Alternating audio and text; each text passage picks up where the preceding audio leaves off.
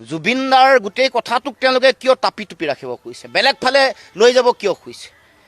গতিকে এই গোটেই কথা বতৰাই প্ৰমাণ কৰে যে মুখ্যমন্ত্ৰীৰ এবাৰ গাদী হিলি গৈছে আৰু এবাৰ গাদী উৎখাত হোৱাৰ পূৰ্ণ সম্ভাৱনা আছে। সেইকাৰণে আবুল তাবুল কোৱা বকা আৰম্ভ কৰিছে আৰু জুবিনদাৰ বিষয়টোক তেওঁলোকে যেনেধৰণে গোটেই ন্যায় প্ৰক্ৰিয়াটো আগবাঢ়ি যাব লাগে সেইধৰণে আগবাঢ়ি যাবলৈ দিয়া নাই।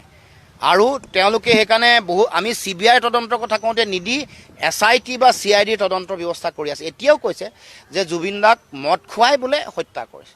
মদ খুৱাই হত্যা কৰিলে ঠিকে আছে, যাৰ যাৰ নাম তেওঁলোকে লৈছে। কালি প্ৰতিবেদন এখন লিক কৰি দিছে, ইণ্টাৰিম প্ৰতিবেদনখন লিক কৰি কৈছে শ্যামকানু মহন্ত, শেখৰজ্যোতি গোস্বামী, সিদ্ধাৰ্থ শৰ্মা এইসকল দায়ী।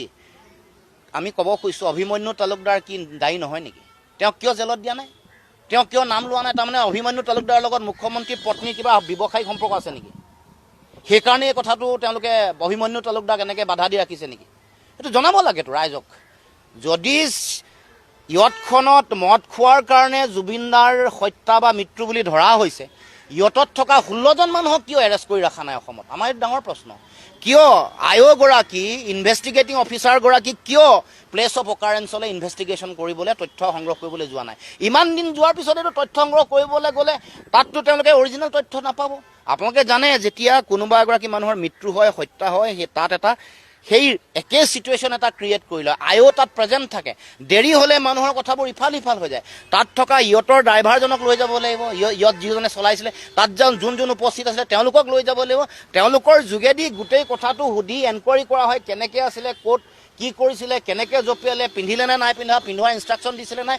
সেই চিটুৱেশ্যনটো আজি মানে 2 মাহ যেতিয়া সম্পূৰ্ণ হ'বলৈ গৈ আছে, এতিয়া এইটো দিনলৈকে মানুহবোৰৰ মনত নাথাকিব। কাৰণে পূৰা মানে এইটো যে তেওঁলোকৰ শিথিলতা আছে, ইয়াত যে উদ্দেশ্য লক্ষ্য আছে, আৰু এইটো হত্যা বুলি কৈ থকাটোৰ লগত মুখ্যমন্ত্ৰীয়ে আচলতে আমি জানিব কৈছোঁ, তেওঁ যে কৈছিলে যে তেওঁ নৰ্থ ইষ্ট ফেষ্টিভেলৰ লগত কোনো দূৰলৈকে সম্পৰ্ক নাই। এতিয়া সম্পৰ্ক আছে বুলি 2খন পত্ৰ ওলালে। SIT গঠন হোৱাৰ আগত হত্যা বুলি ক'লে লাইভত আহি, SIT প্ৰতিবেদন নিদিয়াৰ আগত দুহাৰী বাৰে বাৰে কৈছে, দৃঢ়তাৰে কৈছে হত্যা বুলি। আমি এতিয়া সুধিব খুজিছোঁ, আপুনি যে হত্যা হৈছিলে এইটো কথা আপুনি জানিছিলে নেকি? হত্যা আপোনাৰ জ্ঞাতহাৰে হত্যাটো হৈছিলে নেকি? এইটো কথা অসমৰ ৰাইজে জানিব খুজিছে। কাৰণ তেওঁ নাই বুলি কোৱাৰ পিছত, সম্পৰ্ক নাই বুলি কোৱাৰ পিছত নৰ্থ ইষ্ট ফেষ্টিভেলৰ লগত তেওঁ সম্পৰ্ক ওলালে। হত্যা বুলি তেওঁ কৈ আছে।